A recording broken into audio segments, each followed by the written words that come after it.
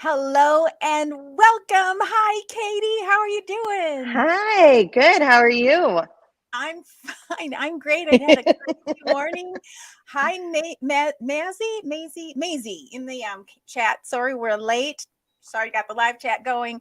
Hey, so we're here on a Saturday. And tell me about this. Tell me a little bit more about your setting right now. You have a new property. Oh, hey, Judy's Yeah. here. Hi, Judy. Hey. So we purchased a new house with property in July. So we're Okay. all moved in and everything, but so it's on an acre, which is just incredible. But we have next door neighbors. It's really weird. But in the back of our acre, we got this really nice shed shop area. And since my kids and husband are home, I'm in the shop, so I can have some quiet time. I love it. I would love to have a shop. I have a small storage unit. Yeah. I have a storage unit and it's kind of a workshop. In fact, I've been working on it this week to try and it's like an artist workshop. I have all my art Ooh. supplies and all that, but it's I think it's 8 foot by 8 foot. So that's a huge luxury for Southern California. Okay. Yeah. Like my Yeah. neighbors are like, because there's a limited amount of these units available. And I've Mhm. lived here for a while, so I was able to get one. I'm kind of grandfathered in. Yeah. And I was down there kind of organizing and cleaning and sweeping and just a little at a time this week, which was enough to put me over the edge. But some of my neighbors are like, how did you get that unit? So that's how I feel. I'm jealous of your big space there. Are you in an apartment? I am. And then I'm does the storage unit come with your It apartment? doesn't. I mean, No. there are some. I mean, I have to pay Okay. extra, and there are a certain Yeah. number. Yeah. So Okay. so yeah, it's part of my apartment though. So it's kind of like a garage? Well, it's in we have underground parking garage. Oh, okay. And, yep. And so the units are all in there, but they have their own doors and stuff like that. So it's inside. Sure. Yeah. Oh, that's awesome. Right. But the only thing is, which doesn't matter to me. And okay, so here's where I live. So I live in a live community. It's Okay. also a commuter community. So it's right on our train tracks ride right along the coast here. So Okay. you'll hear the train ding, ding, ding, the thing's going down right now. So we have the train is right there and the beach is right there. And it's like all inclusive kind of little community.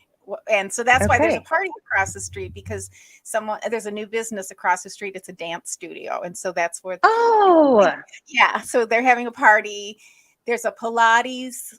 And so these studios, they have their work studios, and then they live above them. yeah. So Yep. 3 stories.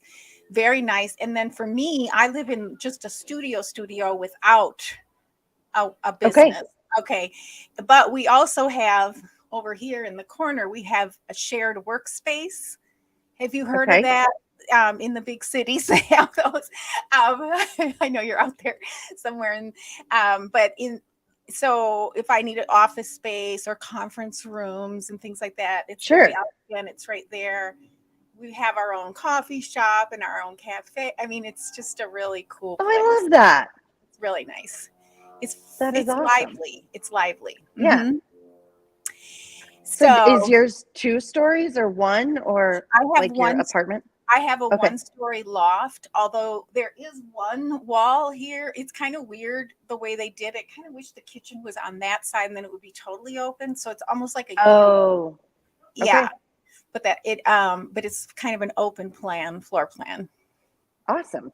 Yeah, but like we have, just to give you an idea, space-wise, because I know you have so much space where you Oh, it's are. insane. Yeah. Like the apartments next door, they have one. I was just talking to somebody about this. It's a different community, but it's right next door. Hmm. Their one bedrooms, they actually have rooms in. It's not a loft space. Their one bedrooms are like 600 square feet. Right. I went Total. in. I mean, total. They have a nice porch, but it Yeah. is Southern California, and we're on everybody's always outside, but still it's pretty tiny. I mean, I have a huge bathroom and a huge walk-in closet and a humongous kitchen. So, it's not like, I mean, 800 square feet is kind of small, but the last house I had, well, I downsized. I had a home that was like 2,400 square feet. Then I downsized 1,200. Now I'm 800. I don't think I could go any smaller than 800, especially if I didn't have a workshop, you know. But we also have this really large common area out that way. The ocean is that way. And you can see the flower fields and it's just a lot of space. So I can paint out there.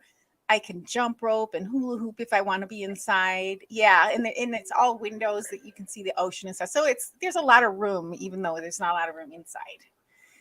So that's nice. Amazing. Yeah, it's a really nice property. If I never lived in an apartment until I got here, I always had my own houses.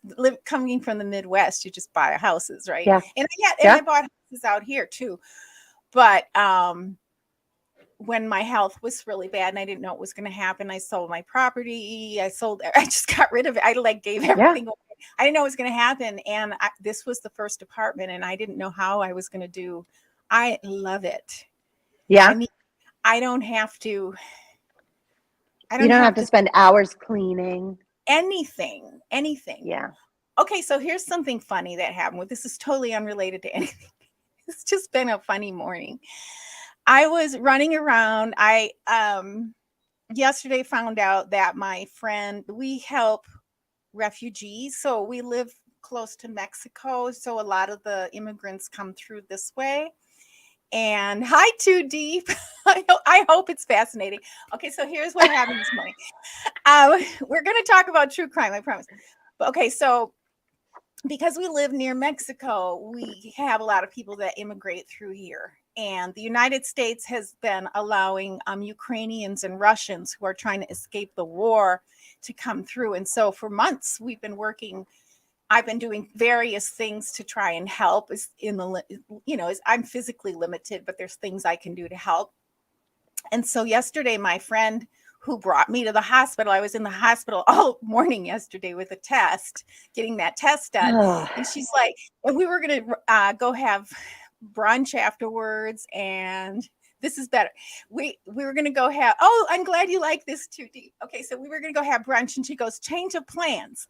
I have a Russian immigrant couple coming to stay with me tomorrow. So she was kind of like rearranging that. And she has a home right across from me here, over here. It's like 3 blocks, I guess, if it were in the city, if it were a block situation. And so she was kind of just rearranging so they could have her whole bedroom suite. And she's got like a gorgeous bathroom with jacuzzi tub and all that stuff. And she's on the ocean. She's wow. Yeah. So everybody was just like chipping in. She said one friend told a bunch of her relatives, and they got a fund together so they can take them shopping for new clothes. So they've got clothes. They've got a little car for them. They're gonna stay with her for a few months, however long they need to get them a place. So I'm like, okay, I'm in charge of spa products, bath products, because that's my thing.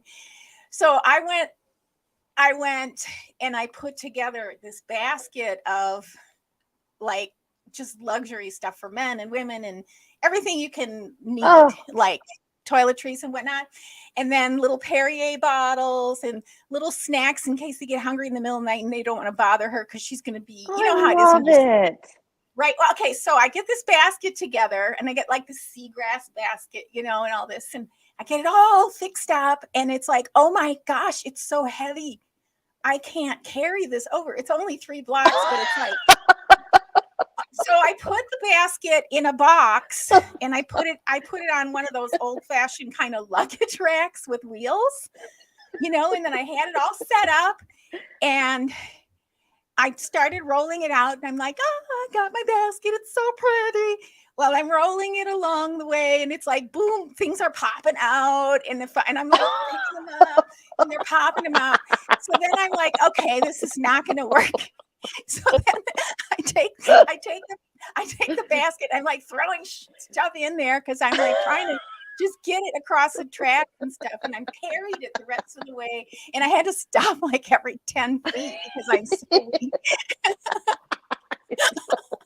Anyway, I got it over there, and and the husband was out there with my friend. I said, I'm not coming in. I was kind of like dirty, and I was running around, and I wanted to take a shower before I started live streaming. And so I'm like trying to put it together, and there was like dirt on some of the bottles, and I'm wiping it all off, and I'm making it all pretty, and I'm trying to talk to him, and he doesn't speak any English at all. She's trying to tell him my name, and Dawn is not a word that translates to even to like French or even to European, let alone right. And so I'm like, sunrise, and he's like looking at me all blank. This poor guy just got there, and I'm like, never mind. Just here. I was so frazzled.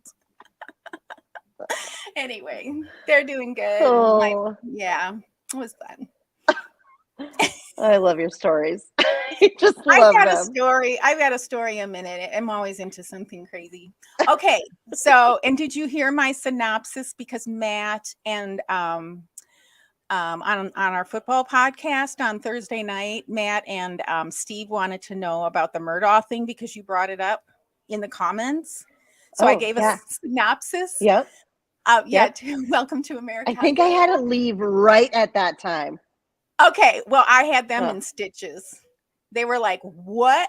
I did a little synopsis of the Murdaugh.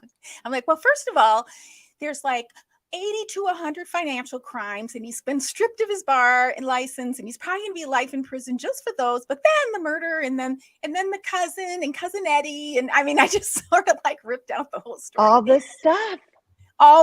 It's crazy. I know. I told my friend, I'm like, oh, they're like, what are you up to? And I'm like, I'm so obsessed with this. So I've been watching this every single day from 8:30 to 5:30. The Murdaugh trial, and she's like, what's it about? And I'm like, I don't even know where to start. What's it not about? Yeah. Where do you even start with this insanity? I know. I'll do a little mini shorts from my synopsis. It's so hard. Yeah. I'm like, well, it all started with this horrible boat crash, and then it all like imploded from there. It's not even exploded, it imploded because of this boat crash, financial crimes came about, and then it just went I don't know, went nuts after that, Yeah. Now, was the boat crash was after the young gay, the friend of Buster got killed though, right? That happened first. Mm-hmm. Yeah. That was first, and then the boat crash, or was it? Yes, the other way around? But that was no. The Stephen Smith murder happened first with Buster, but that's been so covered up that the majority of people don't. Like you mentioned that, and most people don't know what you're talking about. Right. But what's interesting is after the murders happened, so after it was the Stephen Smith murder, and then the boat crash with Paul driving and Mallory dying, and then it was Paul and Maggie's murder when they dove in the swamp to see if they could find the murder weapons for Paul and Maggie's murder. Like, I guess the Moselle property is right next to a swamp. Right. Something that they found in that search prompted them to reopen the Stephen Smith case. So that's interesting. But nothing more has been said about it. Yeah, I remember when they were the SLED agents were, and by the way, it should be SLED, not SLED. Just saying. I don't understand that. It's South Carolina Law Enforcement Division, not South, whatever, not SLED. But okay. Yeah.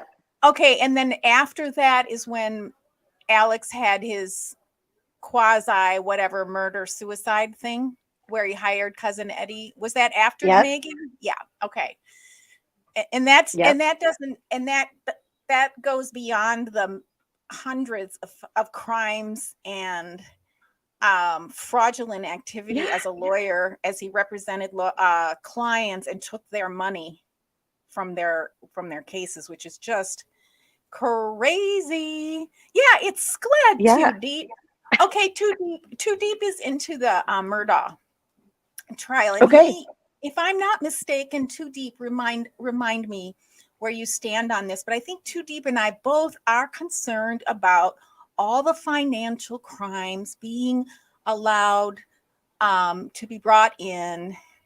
Yep. The whole probative versus prejudicial argument, and they're going a little too far. A lot of people thought the judge was going to allow some, and sort of like, as they say, slip the baby, but he seems to be giving them carte blanche, which is very interesting. Yeah, so I think he's letting everything in because of appeal processes, because I think he's worried that if he doesn't let everything in, then it'll be more grounds for appeal. So I think he's just going all in. I think it's going to be more grounds for appeal because he let it in. Okay. Right? Because I think there's an automatic appeal. In fact, did you catch, I didn't see much of yesterday's the trial yesterday. I can't speak all of a sudden. My brain the day in court. Yep. I'll have to. I get it. But I was kind of like falling asleep when the defense went, he objected, jumping up, yelling, objection. He objected, and he said, I move for an immediate mistrial, right? It's going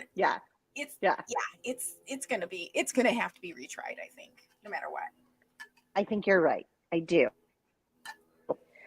I think that the financial crimes, so I'm so biased. I've been watching this, like, I got deep into the Murdaugh Murders podcast starting in October, and they have 70 plus episodes, almost 80 episodes on this. And it starts from, the very beginning, and it's with Mandy Matney, and she was a journalist reporter who lives in Hampton County. So she's been there I think she's lived there she's lived there long enough. So she has good sources, reliable people that are coming to her with information. So I trust the majority of the stuff that she says, and the stuff that they've been able to dig up and stuff that sources have said. There are some points that I don't fully agree with her on. So I understand that. But so anyway, I'm so biased that I 100% think he's guilty. And I think the motive is the financial crimes, because not only was Dad about to die, but Maggie just had a huge check bounce from a charity. Like, she donated, I believe it was $14,000 to a charity, and she wrote it as a check, and it bounced. And that's never happened before. And then Paul, since the boat crash, his drinking and his spending were continually getting worse, not better. And he had a credit card, which was his daddy's credit card, get declined for the first time ever. So I think everything was just imploding on them, and just, he knew it was all going to end bad. And Tinsley coming out with compelling for the financials that day. So he was writing down on a piece of paper what his assets were the day that then Jeannie came to him about the missing funds, and the same day that his daddy went to hospice, and his daddy's the one who's been able to fix everything for him forever. And now all of a sudden he doesn't have that fixer anymore. Yeah. Actually, Mom was the fixer. Okay. But she has dementia. Yeah. Correct. Yeah. So like everything, he knew it was all coming. He knew. So personally, I think he's guilty as heck. And I think that they had to let that in for motive, because I think the financial crimes are such a huge part of his motive. But like I said, I'm so biased that right. Well, no matter what trial I watch, even when I know there's just so much evidence, I still always do my very best to pull back and be like, okay, what if they're not? What if it was somebody else?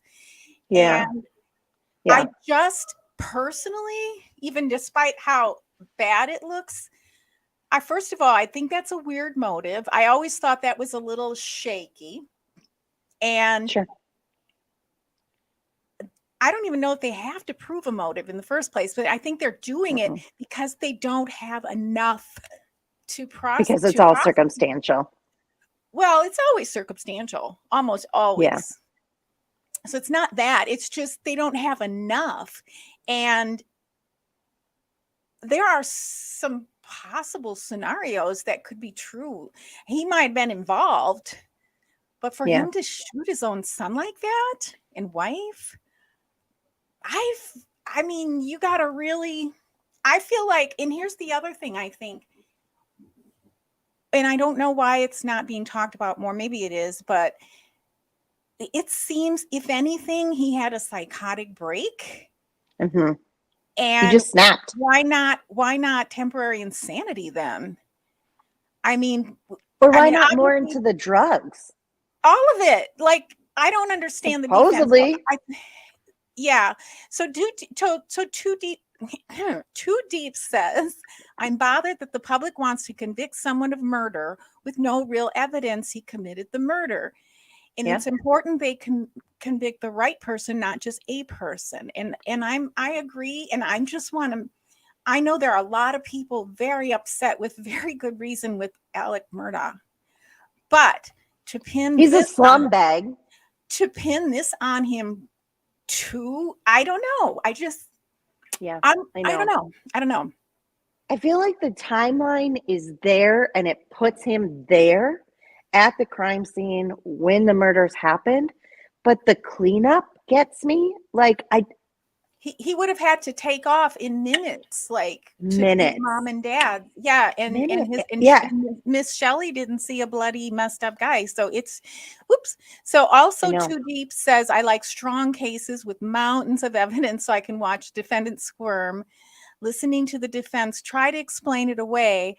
I love when the defendant testifies. Those are my kind of trials.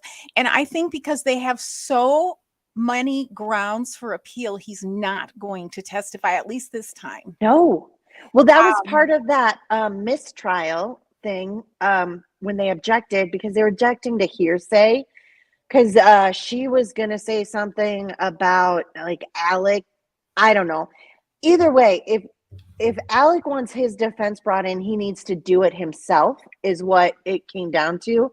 And it's messy. And I don't know the exact, I'm not a lawyer, but in order for him to not, in order for Blanca to not say what she wanted to say, Alec would have had to gotten on the stand himself to say it.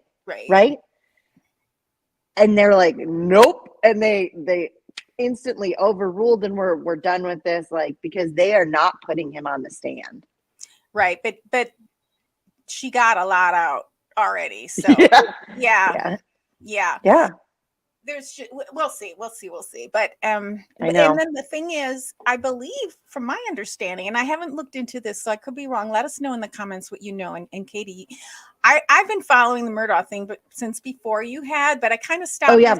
I stopped listening to, but I probably don't know as much as you do, is what I'm trying to say, because I forget things, and plus I haven't kept up on it. But I stopped listening to, they were reporters for Fitz News. They left Fitz News to do this podcast. And so I listen to different, that's the other thing I do. Regardless of how I feel about a trial, I will listen to multiple sources and opinions, not just one. Personally, that's just what I like to do. I try to pretend like I can be unbiased. I know we all have certain bias, but I do my darndest to think, okay, what if he didn't do it? Like, you could watch this trial, and I think this is what Too Deep is getting to. You can watch this entire trial and go, because for me, yes, the fact that I think it's that one Snapchat video. That's about it. That's, if it weren't for that Snapchat video, and it's only his voice. It's only his voice. Oh yeah, putting him there. Yep. I'm not saying it's not his voice, and that's why they're having everybody say this to sound like Alec. And he does have a pretty unique voice too. And then at one point, I think it was Blanca who said she heard a fourth voice in there, and then she retracted that. Yeah, it came up yesterday. I don't know if you, Then she's like, yeah, I thought I heard a fourth voice, but no, I don't hear it now. Because that was a big deal. Okay. Well, so, and I think they keep on bringing up that dog, Bubba. Have you paid attention to that? So one of the first things they said is that they saw a dead chicken on the kennel. And I'm like, where is this going? Right. Like, why are we talking about? Well, apparently Bubba is a very stubborn dog, so to get a chicken away from him would take time. So I think what they're trying to say is like, not only was he there in that Snapchat when Bubba, because they're talking about how Bubba has a chicken in his mouth, but I think they're trying to say, oh, he had to have been there even longer because of how hard it is to get the chicken out of Bubba's mouth. Yeah, that one's a stretch. That's a stretch. I don't know, why do they keep on bringing up Bubba? This poor Well, dog. Yeah, it's really, isn't it just I don't chilling? know. It's just so chilling and sad to hear Paul's voice, though, even though I'm not a fan of Paul. I think I like Paul less than I like Alec, quite honestly. He was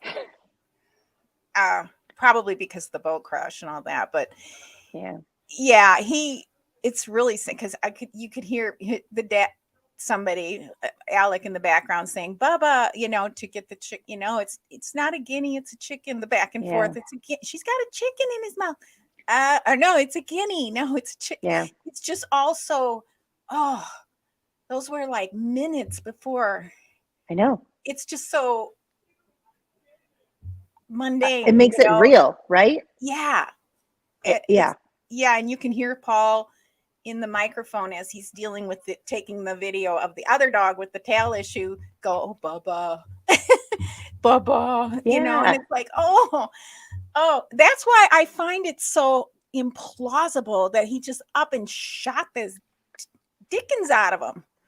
I know. And it's also, a lot of people say it's kind of gangland style. Like they're saying that, and I haven't heard this in the trial, but I have heard this outside the trial, so it may or may not be accurate, that Maggie was running away. She was shot in the legs, fell, and whoever it was put their foot on her leg and shot her in the head. Now that doesn't sound like a husband. Yeah. Especially when you hear about their life, they did really seem like, I'm sure they weren't, nobody's ever 100% happy, but you know what I'm saying? They were just the day before at a baseball game, all these things. Yeah. I just, like, that is really wild to think that he could do that. And that's why, for me, they're going to have to do better than that. They're going to have to do more than the motive being the financial. I get that. I don't doubt that. Yeah. But, yeah, I think he did it, but I don't know that they've proven reasonable doubt yet. I think beyond reasonable. I've always thought he was involved somehow, and he ended up being there accidentally. He was supposed to have been taken off, but he might have seen it. Sure. The two guns thing, it doesn't make sense. Okay, too deep. Not to be gruesome. Yeah. Yeah. That's. Yep. I mean, and then after that, to turn around and shoot his wife in that manner. Yeah. I can't. That's a lot. But then you see that first video of him being interviewed, and we've talked about the behavior, but in the car. Right. Like, it's the same thing that we talk about with Wendi, with all of the extra details for no reason. And you can see that certain things are scripted with the way that he's saying it. And there's zero emotion. Like Judy was saying about the son, and he's like, oh, well, did you see anything else? None. Well, he did bring I don't know. When he talked about his son, he's like, my boy, he did cry that time. Now, I have noticed there's a couple things that the behavioral Do you think it's real, though? A couple things that they brought out that I noticed, too, throughout the trial, when he cries, to me, it feels very genuine, but I have noticed that there's no movement through here. He moves through here. So I do think there's more Botox or something than, unless he doesn't have, because most people, when they cry, they scrunch up and their chin goes. And I haven't really seen, but you can, if you look really carefully, you can see the chin. It's called the chin boss, when the chin wrinkles up when they grieve. But the tears seem real. But at the same time, somebody could do this and still feel really sad about having especially if he had a psychotic break. Yeah. So Yeah. I don't know. And then the whole roadside suicide, whatever shooting that nonsense was. Did you hear Mark Tinsley? Like, he has all of Alex's financials, and like he was able to start looking into that. And he made a comment that he said, I don't think even Alex had insurance. That's the one thing that I thought was really weird is the lack of insurance policies they had for everything, Yeah. like the there's no life insurance on Maggie, which is normally They had that big umbrella policy of Mhm. over 5 million, but they used that when he went and stole from the Satterfields. He used that policy to cover Gloria Oh, Satterfield. that was the policy. Oh, but then he took Yeah, it. He but then used the he took policy it, and then took it. and now he has nothing. So he Right. had nothing for the boat crash because that 5 million umbrella would have covered the boat crash, but he used that on Gloria Satterfield Well, and then stole it all. it wouldn't have been enough for the boat crash because they were going for 30 million, weren't they? They were Yeah, trying to clean yeah. him out. Is what I mean. That Tinsley was trying to clean him out. Well, I think it has to do with the second that, they all Not went that he to shouldn't the have. I'm just saying. right, Yeah. Yeah. because they all went to the hospital. I think two things.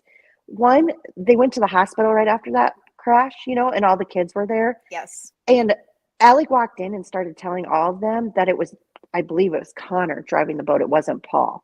So he was trying to twist that narrative immediately before they had even found Mallory. She was still Right. missing at that point. Oh, Like, that's just disgusting. Like, well, there's because no you have doubt that's wealth. yeah, Like, that's what he does. and then the other reason is because her mom, Mallory's mom, I'm sure you heard it, wanted to go see where the crash happened. Yeah. And the cops are like, no, you're not going down there. And then a Murdaugh shows up in a really nice Mercedes, and they're like, oh, come on in. Yeah. Come on in. Go see Yeah. what you want to see. And I think it was Grandma Murdaugh, And I wasn't think it? sorry, I think it was Grandma, not I Maggie. It think you're was right. because Paul called Grandma when this happened. He didn't go to his Okay. dad.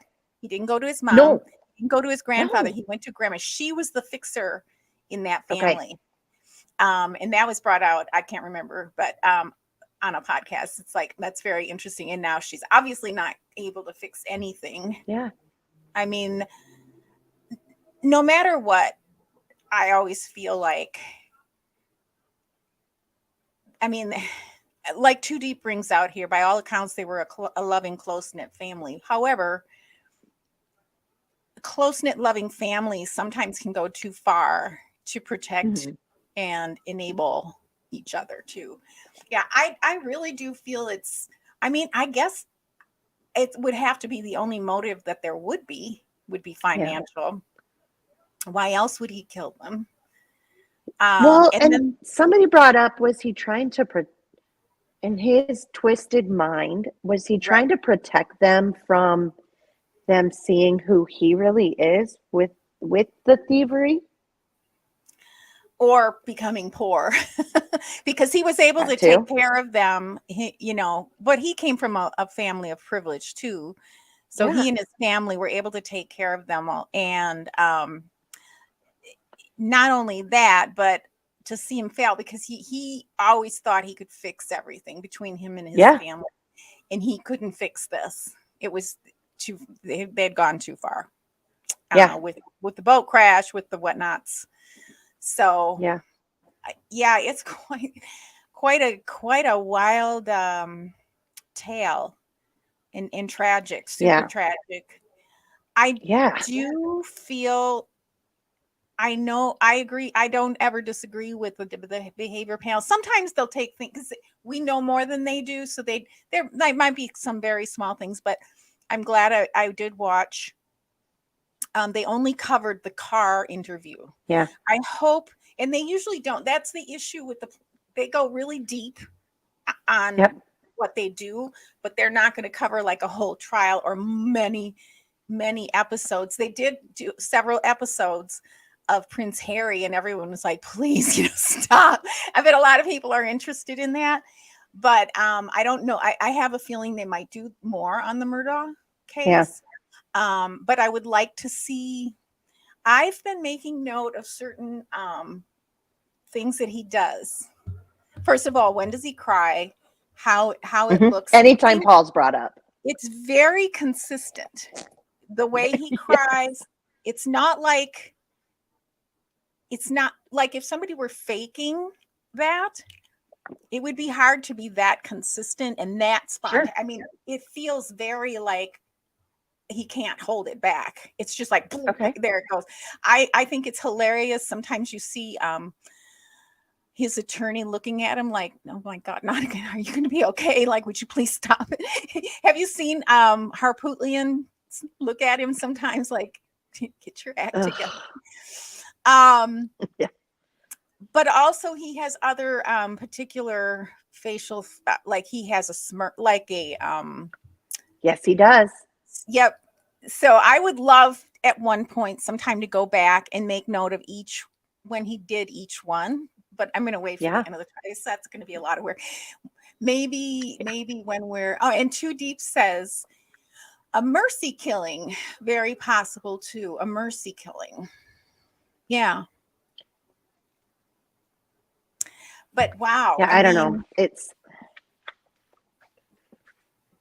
I don't know. Okay, it's just it's crazy. One of the things you were thinking is that maybe he was going to kill Maggie, but not Paul, and Paul just ended up there. But he actually knew. I think that came out yesterday that they were both to be there because they wanted to prepare dinner for them. Okay, so that was brought up too by somebody that like, who else knew both Paul and Maggie were going to be there? Right, because probably a lot of people. Friends. They weren't supposed to be there. It's only because Alec asked them to be there. I know, but Paul was talking with his friends about the dog tail. Maggie was talking with sure. What's her name from yesterday? What's her Blanca, name? At least, yeah. Blanca, at least. Mm-hmm. And I think her sisters and brother and other people and other family members. So there were several people who knew, like a lot in their close-knit, but if that many people knew, then other people could have known also. Sure. Like, right. So I think a lot of people knew. It wasn't just him on that one. Yeah. So I don't think there's that. And that's the thing too. If he was planning this and he wanted to get away with it, that would be very obvious that he had them come. So then was he just bringing them there to chat with them and like, but then he saw that credit card receipt of $1,000 to Gucci. I don't think the Gucci. No, I feel like he either contracted to have them killed and didn't get out of there soon enough, or he contracted to have her killed. No, they would have had to been both of them though, because he knew they were both there. Or somebody did it to punish him. Yeah. And because we've talked about that too. And to send him a message because he is in deep with he was selling painkillers and drugs in a foreign country. I mean, he's probably involved with a cartel of some sort. And because this murder seemed kind of mafia style, it didn't seem like some husband's going to do to his son and his wife. It just, and probably my theory is he knows maybe, and he can't tell who it is. He sure because they might be saying Buster's next or you're next or whatever, because they can get to him in the prison as well. Or your mother's next, or who knows what he's threatening.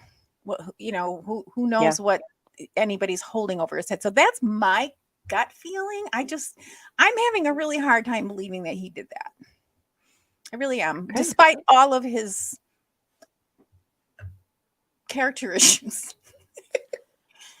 I know he's a scumbag, but is he a murderer? Right? Like, right. He's a liar. He steals. He's embezzler. He's fraudulent. He's just the worst character, but that doesn't make you a murderer. It doesn't make you not just a murderer, but your own family members. Yeah. But I wouldn't be the Yeah, first. I don't know. It's going to I be think interesting. I did see something interesting from lawyer, because you introduced me to him as well. Yeah. That he said something, it's all about the jury selection and who the jury trusts and who the jury believes. Right. And I worry that Dick Harpootlian is rubbing that jury the wrong way, because the jury is at least 6 or 8 female out of Right. 12. Right. And he's an asshole to females. There is a very distinct speech when he goes after females compared to the male witnesses so far. Is it because the male witnesses are mostly lawyers, though? I don't know. I was I really haven't noticed annoyed. it. Like, Okay. really? One of the I'll look. first Well, agents? but I haven't been able to Sorry. watch. I Yeah. can, I'm not watching as much. You know who bugs the dickens out of me is that Metters? prosecutor. Yeah, Yeah, that he's prosecutor. horrible. Like, stop hovering over people and touching them. What is that? Yes. Who No, I does agree. that? I hate it. I hate it so much. The one, that Dick said, one of the very first SLED agents that were up there, he's like, oh, she's like, I'm special agent so-and-so. And he's like, special? What makes you so I remember special? that. Yeah. Yeah. Like, that's just normal for him. I didn't feel like that. I thought he was just trying to be cute and funny. I didn't really take that as, I mean, he is an old So Southern funny. guy, though. So I know. yeah. This is So Too Deep says, thanks for chatting about this because it helps decompress. You're very welcome. Yeah, I don't chat. I don't chat in the live chat like I normally would on a trial, because and we get this with the Adelson, with the Markel murder case as well. Certain people are so invested in a certain idea that they don't want, if you say anything even slightly outside their box, it's like, oh, you get, so yeah. I do think I just think it's important for me personally, not just to keep, I mean, if I were on a jury, you're not allowed to be just like, yeah, he's a scumbag, I think he's guilty. I mean, you could do that, and juries will do that, but you're really supposed to just look at the evidence that's presented. Yep. And there's certain guidelines, that it has to be beyond a reasonable doubt. It doesn't have to be certainty, but there's reasonable doubt, in my opinion, still. Yep. No, I agree. Yeah. I agree. There's still so many like loose threads that you're like, I don't know. But yeah. I don't fault anyone for thinking he did it, because it's like, no. Well, who else did it? I feel like if he didn't do it, he was involved, or it was his fault. I mean, obviously it was his fault. If somebody did it to punish him, it was his fault. I was thinking about that the other night. I was doing like a little mental exercise. Well, should he be in prison for that then for the rest of his life? Because it was basically his fault that they got killed. Kind of, sort of. I mean, I could justify. I mean, he's going to be in prison the rest of his life, no matter what. I know. So, yeah. But then you think, like, if he didn't do it, then they're not prosecuting the right person. And that's not fair either, because then there will be no justice for Maggie and Paul. That's what I was saying. Like, what is the prosecutor thinking? Like, is the prosecutor really interested in justice for Maggie and Paul and Maggie's family? See, I think the prosecutor completely thinks that he did it. I think that they don't see any other way. But prosecutors are trained to keep an open mind as well, and look at all the different. I'm just wondering. And then the other thing is, here's something really technical that only a lawyer could probably, and I haven't heard much discussion about this, is because they're going after him for the financial crimes, are they trying to get certain things in evidence in this trial that they can then bring up for the financial things? But if he's plead out to all of them already, then that's kind of a moot point. So I was thinking about that too. It's like, why are they so interested in getting this financial stuff out? Why do they really want to prosecute him? Do they really think to me, I don't know how they could have prosecuted. I don't know how they could have charged him with this and gotten him to trial. I really don't. It just doesn't seem. I mean, I can see it because of the Snapchat video. He was there, but they're just. He could have left, he could have left, especially if it was somebody coming after him to punish him. He could have left, they went and then they were killed. Like people. Sure. This is a big property in the woods. There could have been people hiding. In camouflage and stuff. 2 different weapons. The 2 weapons thing is what really, really, really weren't they both Paul's weapons though, that he like carried around in his truck and that he had with him all the time? They don't know because they don't have the weapons. Right. I think they know for sure that 300 blackout was his. Missing. Yeah. Right. You know, but I don't know. That doesn't mean anything either because evidently Paul left those weapons laying all over the place. Right. Sorry. Right. I had to readjust. Sorry. You're okay. Yeah. It's a baffling case. That's for sure. I mean, if you were going to kill somebody and want to get away with it, take that person's, and their weapons sitting there and you're watching them, these people can use theirs. Take one person with you with their own weapon. I don't know. So I just learned that the shotguns don't have stippling like the rifles do. Right. So so they can't match the shell casings of the shotgun to other shell casings on the ground, which I didn't know that. I just learned that. So. Right. Mm-hmm. So with Paul, it was the shotgun, and with Maggie, it was the regular bullet, right? Yeah. Or were they both? Well, they must have been. Paul was the shotgun. Maggie was Maggie was the blackout. Yeah. Was the rifle. Yeah. Right. And Too Deep says, if you disagree or try to be objective, they call you a troll. On the rare occasion. Yeah.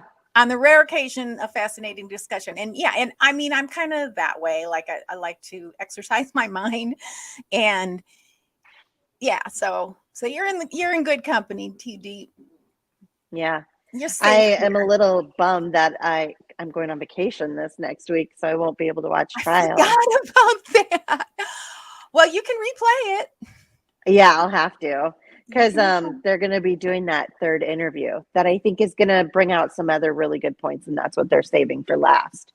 Because he had the 3rd interview Murdaugh did with Sled in August, and they said that's when like the true Alec comes out, that you see a different side of him. Okay. And that's also at the time that the solicitor, the 14th Circuit Solicitor's Office, had been like, I can't think of the word. They'd been in charge of this case, and that's when they recused themselves, was after that interview. So it's going to be interesting to see what comes out exactly and why they had to recuse themselves. Okay. Huh. And anyway. I got to see enough of it before I passed out last night. I was so sick. I was okay, and then I got sick. It was I got home just in time.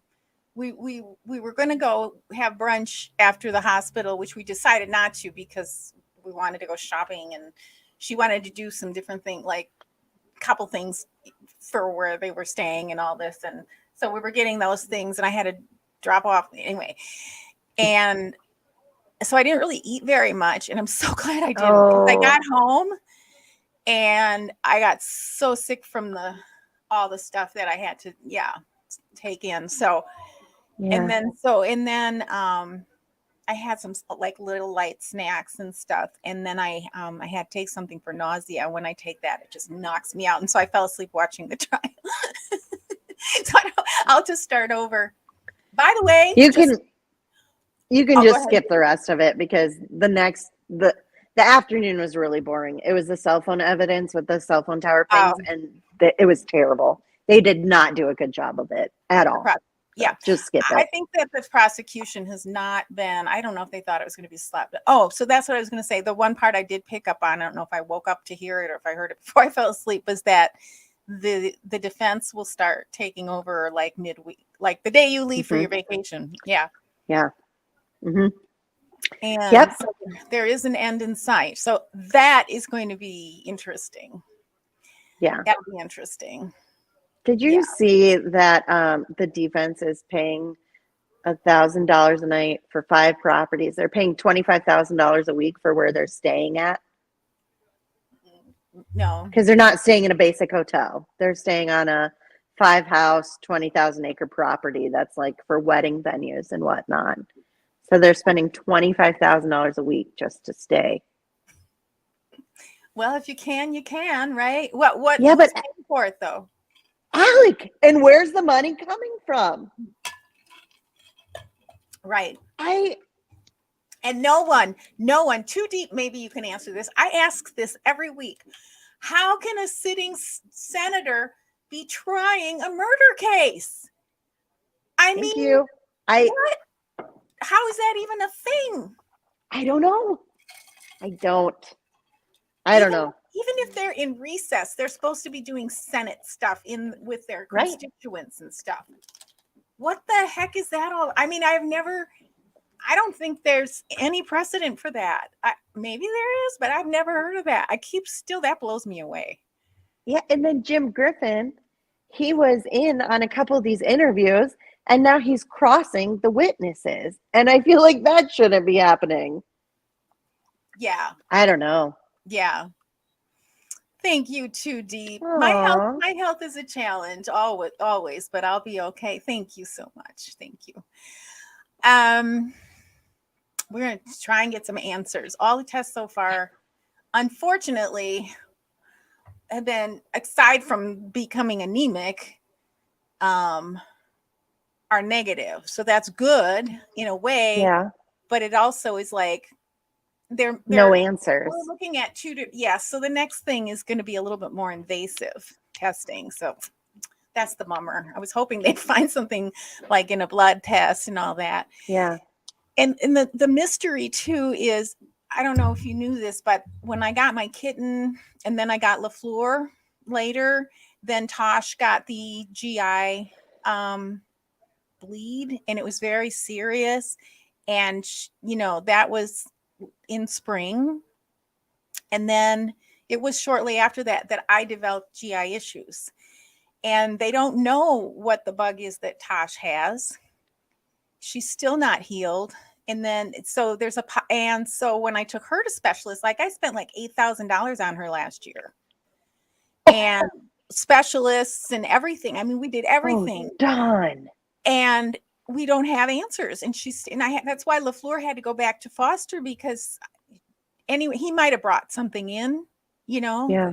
And, but the internal medicine doctor, Tosh's internist, said, a lot of times we don't know what the bug is. We know it's a bug, but there's so many unknowns. And that's exactly what my doctor said. And I was like, that's funny. That's what they said about my cat. And we're all laughing. Oh, man.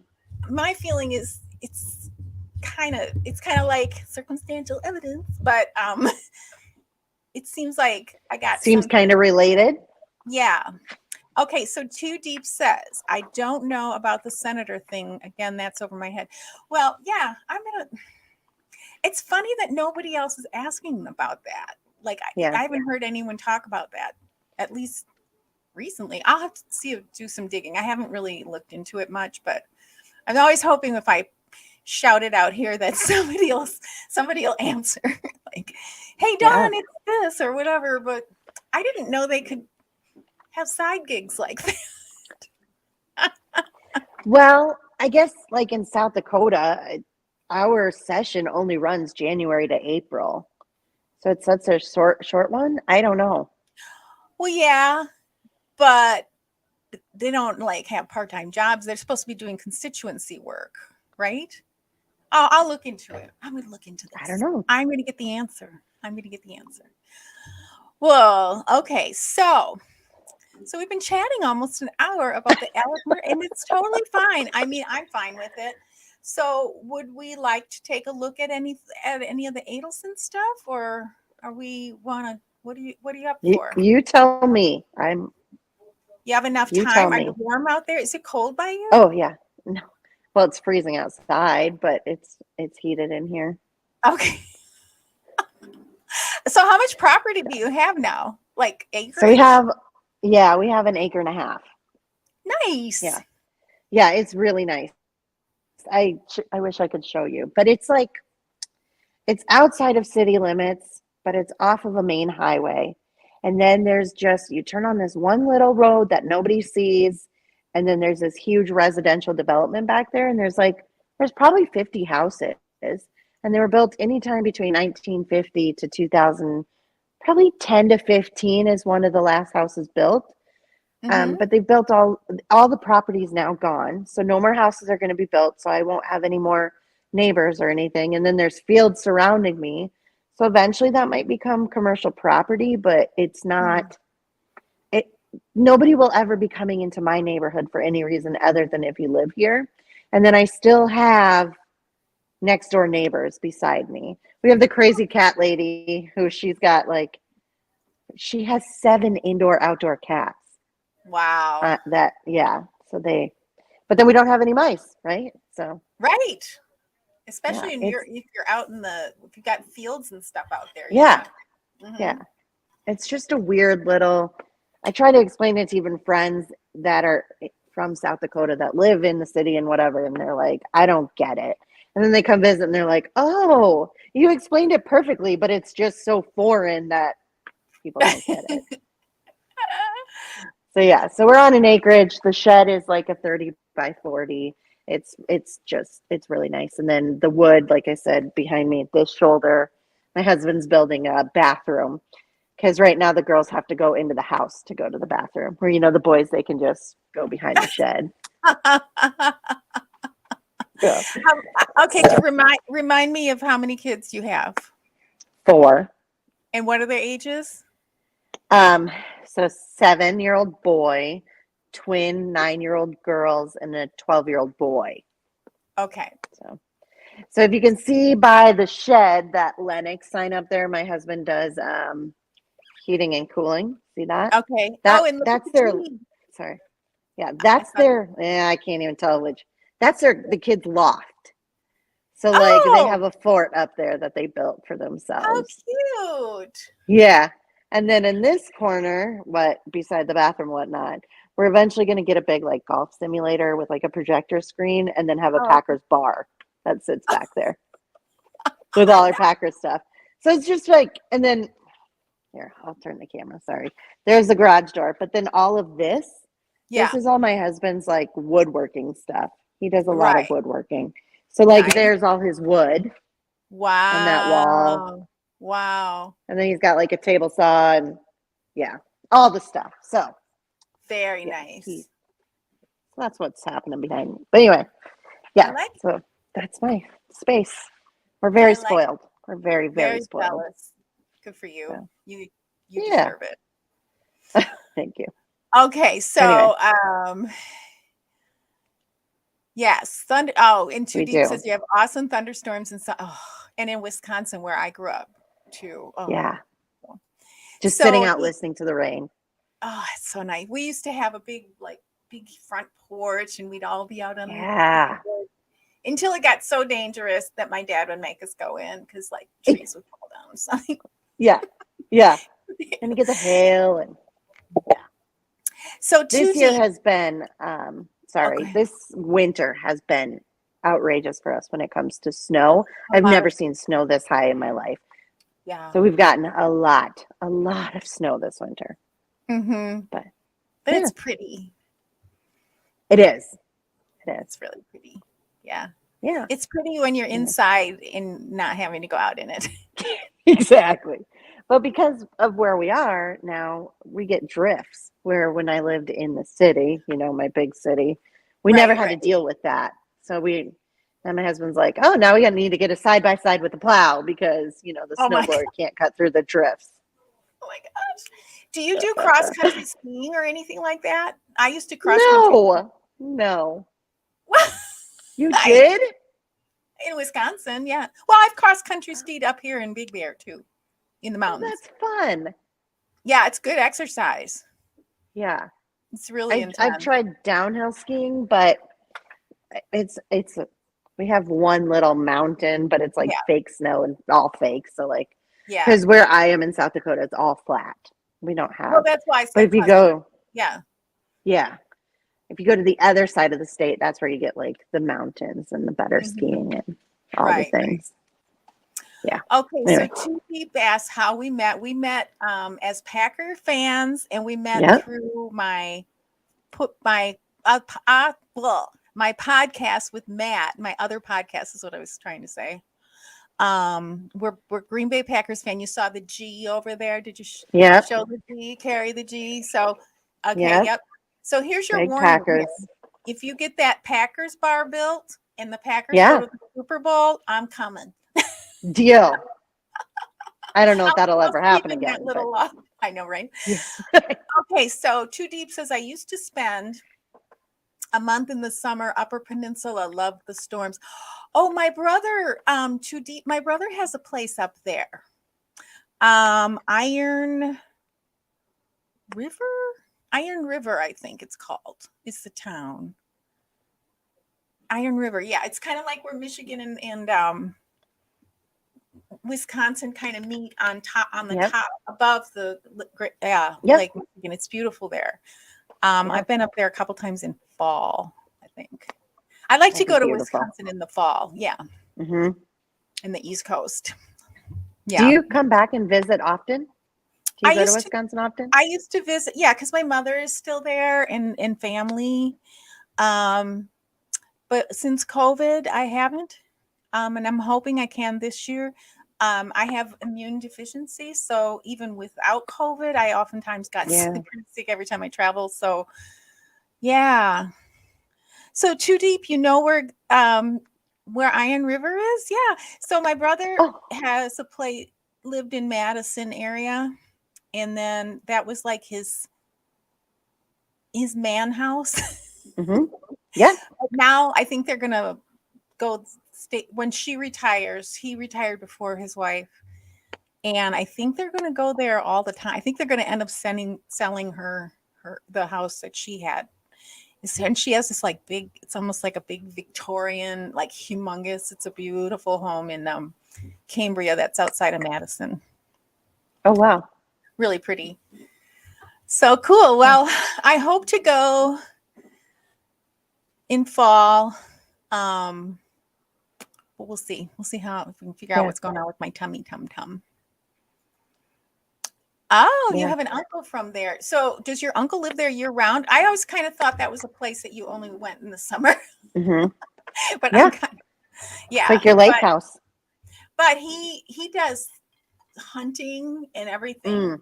And they're kind of naturalists. They grow their own food and like this huge garden, and she taps maple out of the trees. Oh.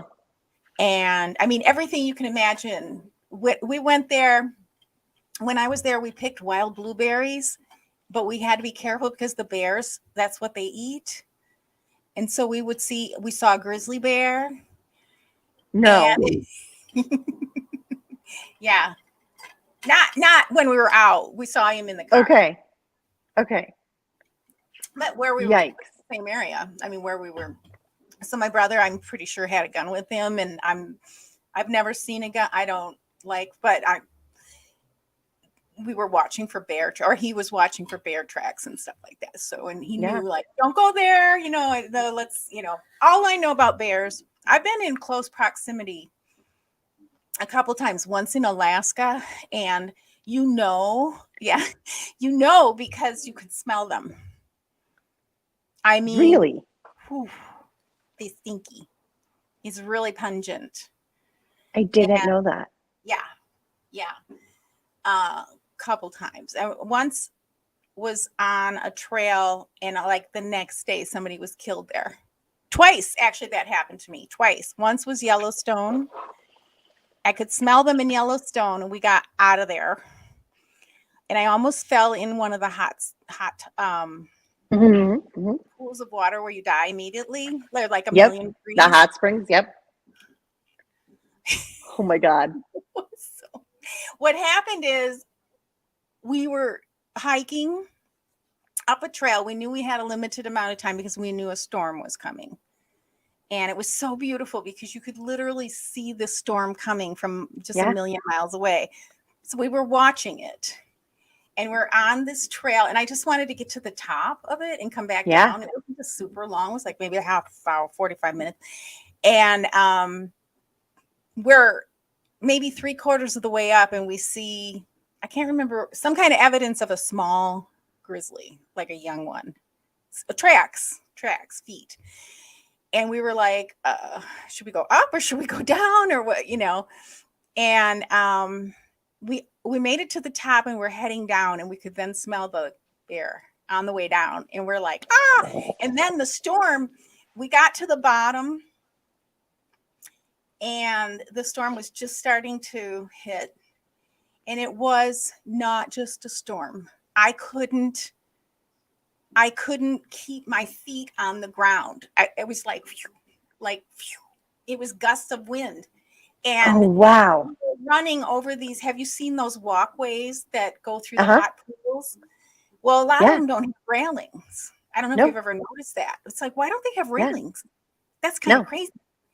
And so I'm on, the car's there, and we're like running. And I mean, I have never been so wet. Everything was wet. It was so wet. I can't even tell you. I had a raincoat on, and the raincoat was soaked through. It's just in minutes.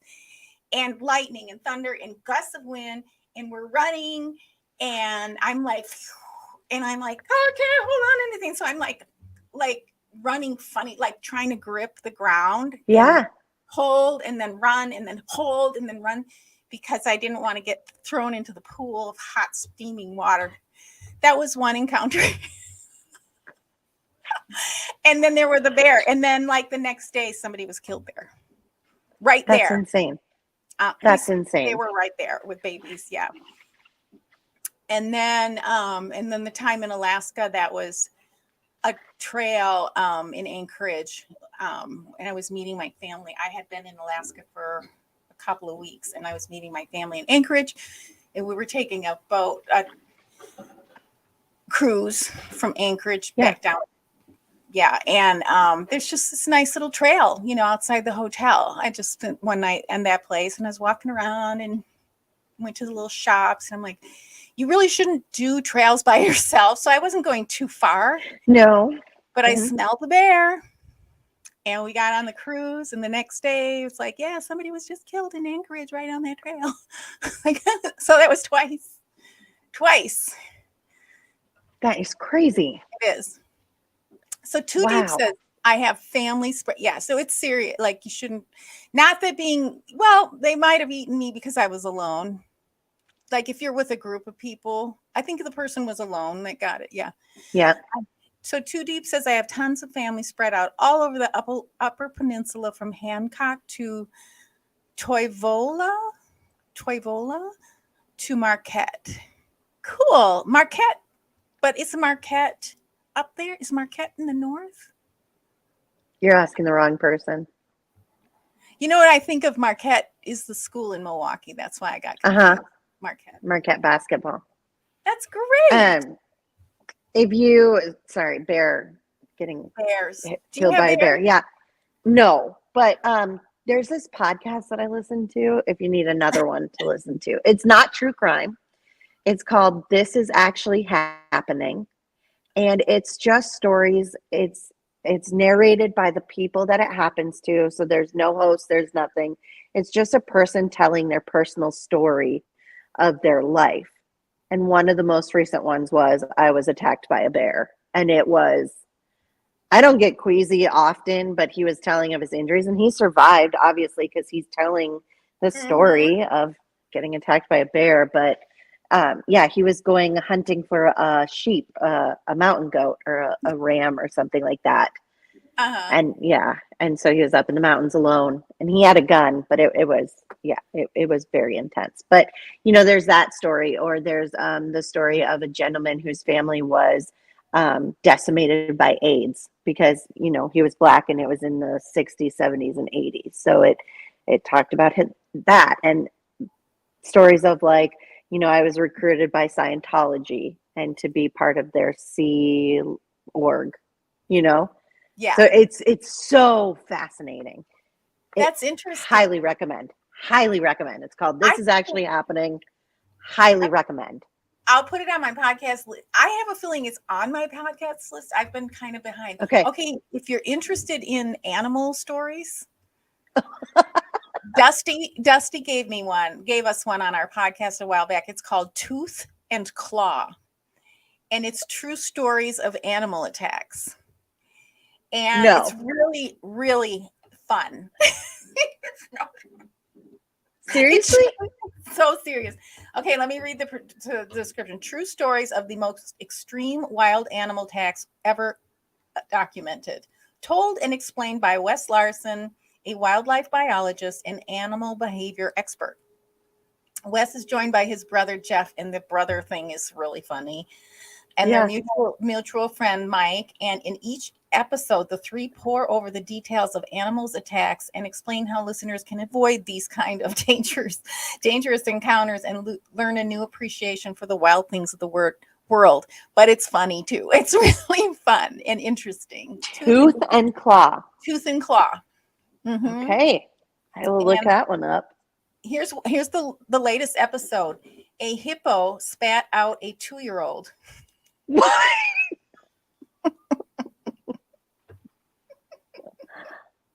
Yeah, I'll listen to that one. Yeah, I don't know. Some of it is a little gory too, and I don't like gory stuff, but I'm able to tolerate gore a little more as I get older, I guess. Yeah. Yeah. Oh, funny. Okay, so this is the toddler that was half swallowed by a hippo. And we shouldn't. I just heard about that. We shouldn't be laughing. Okay. And then they talk about a great white shark in Mexico and I just heard that story too. That just came across my news feed. Yeah. Okay. Because he was like diving for clams and he got decapitated by a shark. No, thank you. Probably once a year. I mean, out here there's a shark bite, at least a shark bite, if not Yikes. But, okay. I don't think we're gonna get into Wendi today. It's all right. And we didn't even play any footage, so we're just chit-chatting, catching up. And well, you have yourself a great vacation coming up. I will. Thank you. Avoid the sharks in Mexico. I'll do my best. I plan on just hanging by the pool and the swim up bar. You're not going to do. There you go. You're not going to do any scuba diving or anything. Well, usually the scubas don't. It's more when you're out surfing and stuff. Yeah. I have a fear of birds. I have a deep fear of birds. So we went snorkeling last time with these incredible stingrays.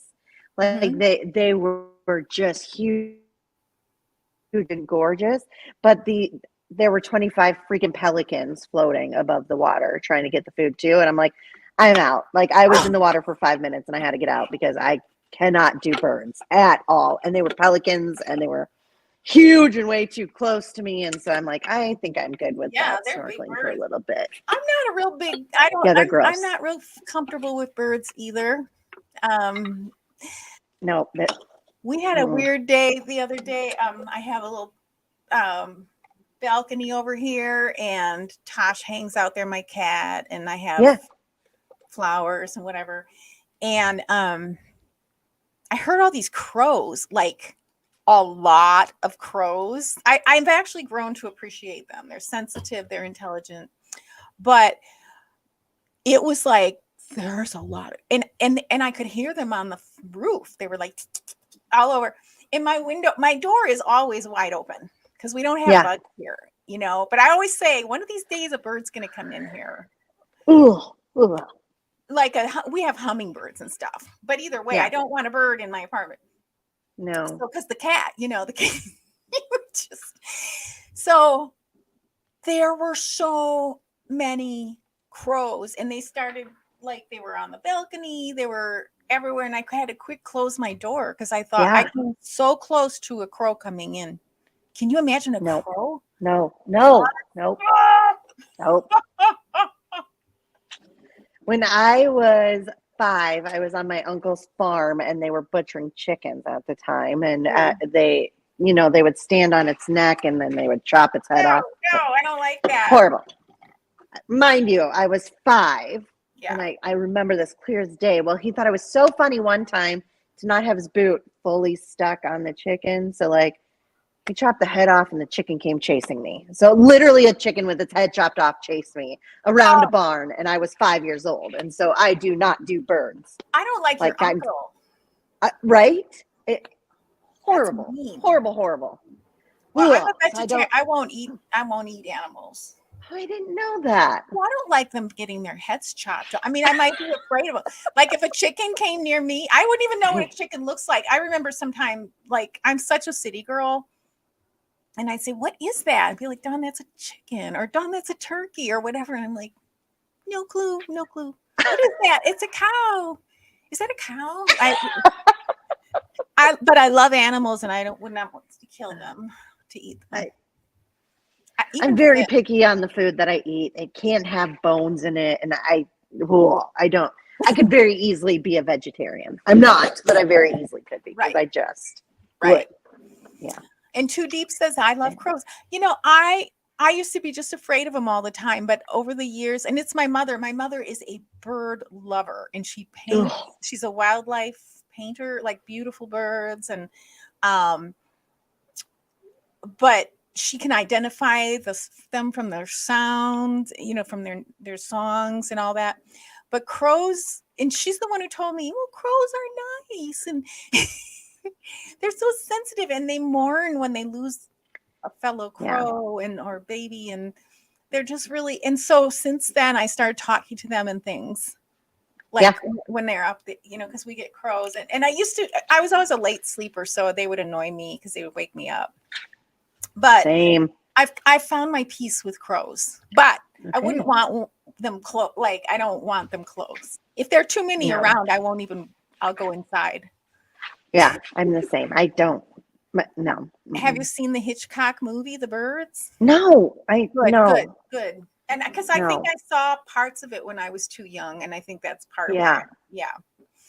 Well, even when we went to Disney World a year ago, and they have like this cool walking path to see like all these different animals, and they had one specific spot roped off where the birds could just fly around. I couldn't go in there. I had to walk around because I get an instant panic attack. Like if there's I don't do birds. It's bird phobia. Horrible. It must be like what? Avian phobia. There must be a word for it. I don't know. We'll have to look it up. I have it. I don't do birds. So anyway. I respect that. Yeah. Well, I'm excited to finally enjoy your weather. Yay. Yes, you get our weather. It's been warm here. It's a little cool today. We were supposed to get maybe rain, but it won't happen. It never happens. So disappointing. But it's a little cooler today. And Too Deep says he feels safer when crows are around. And it reminds him of his grandmother and his father, who are both passed away. That's interesting. Why does it remind you of your... Do they like crows too? I want to know. I know that they're special. When cardinals visit, it's a sign of somebody passing, visiting you. Oh, I love really? Cardinals, but yeah. Yeah. I like to look at them. To look at them, right. They're far away, and they're big ones. They're big. Yeah. Yeah. They're big. Yeah. We get those here. Mm-hmm.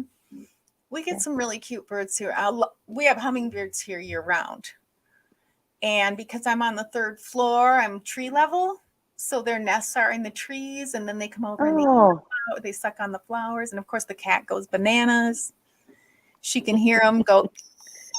Like I can't hear them. All of a sudden, the cat just goes flying through the apartment. It's like, oh, there must be a hummingbird here. They felt like crows watching over them. Oh, that's very cool. It is cool. maybe there's hope that you'll have an appreciation for crows one day, because I thought I am not a bird fan. Like people who have pet birds, I don't like that. I also don't like the idea of caging an animal. Like that doesn't seem right. But the bird pooping in the house and that seems dirty. Yeah, it's gross. It's gross. Sorry if anyone of you who are watching. Yeah. Sorry. Birds, so sorry. We just lost half our followers. We love animals, but I wouldn't want a bird flying. I had a friend who had pet birds, and she kind of tried to terrorize me with them once too. Yes. Took them out. It's like, why do you have to do that to people? Like, ugh. Yeah. Yeah. My husband had one growing up as a pet, and he's like, I will. Thank you. No, I'll be done chit chatting. Well, thank you all for watching. I know we have several watching today, and we were totally off script. Completely. And that's okay. It felt good to chat with Katie about the Murdaugh trial, and we'll get back to the Dan Markel case. I was called the Adelson trial. I know. So next time or soon, we might just divert. There's so many trials coming up that I'm interested in too. So there's a lot of material we can cover on the Daybell situation. I've already collected, and then more on Sarah Boone, if that even goes to trial.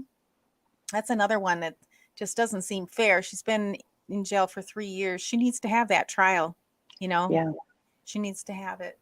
So, and if anyone has any idea why Murdaugh didn't go for temporary insanity, because to me, the only reason I say that is because like he had to have snapped. Like you even said that he snapped and he did this if he did it. Yep. Allegedly. Don't forget that word, allegedly. If he did it. Yes, exactly. Yeah. I'm glad we made your day too deep. Yay. Awesome. Okay. Well, with that, let's send Katie off to a fantastic vacation in sunny Mexico. And we'll be back with you in a week from Wednesday, right? Yes. The 22nd? Yep. The 22nd. Our new time is Wednesdays at 2. Although this was fun on a Saturday. This was fun. Maybe we need to do this twice a week because there's so much to cover. So, and always, as always, whether you're in the live chat or in the comments and replaying, drop your ideas. If you want us to cover anything in particular, answer any particular questions, or if you're watching a trial and you want us to talk about a particular part of it, just write down the timestamp, because I wish I would have been writing timestamps down on the Murdaugh trial. Now I'm gonna have to go back and watch it twice, but I can do it on 2-speed and just drop down so as you're watching, if you want us to cover any particular, especially as it pertains to nonverbal communication, like facial expressions, whatever, crying, I feel like those tears are I don't know if they're tears, but the crying with Alex is spontaneous. You can almost feel it hurt him. Like when things come up, he just can't. Is some of it, is he taking something for tears? Is he taking something for a runny nose to help produce that? I wouldn't be surprised. I have noticed no movement in here. It's odd, but I do really feel like he misses his wife and son. I really do. Yeah. For what it's worth. Yeah. Yeah. Whether he was involved or it wasn't, he's feeling this. Do you feel like it's genuine? The crying? No. Okay. No.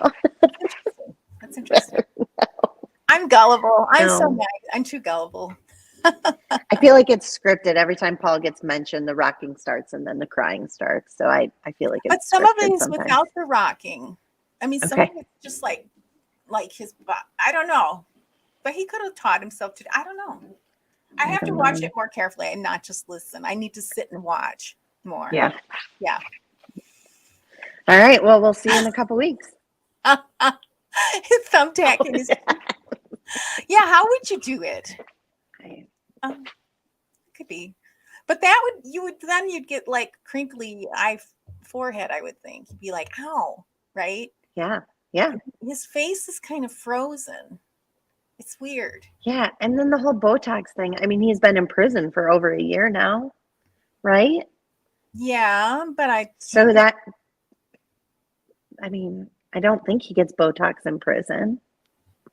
well, I don't know how long it lasts, so though. But yeah, I don't know either. I don't know. anyway, Well, if he can afford crazy. it, well, maybe he could. I don't know. Ugh. Yeah, with all his money. With all the money Oh, he's God. hiding, where is the money? Where is that money? That's what I want to know. Right? I think they need to do a better job of tracking that money down. Which, if he plead to everything, then that they're not going to find that money because they Right. have no reason to investigate. Yeah. All right. Anyway. Well, with that, everyone, have a great vacation. We'll see you with Katie in a week and a half. I might come on by myself on Wednesday. We'll see if I can do it. It won't be anywhere near as fun alone, but I might do it. I might do it just to get through some of the material we need to get through. Yeah. With the testimony and things that we were working on. Although I might wait too. I don't know. Maybe I'll just go off the rails and talk about something else. I'll do a skincare. I love it. Okay. Yes. Yeah. All right, everyone. Bye. Thanks for your comments. Bye. Thanks for your likes and subscriptions. We'll see you soon.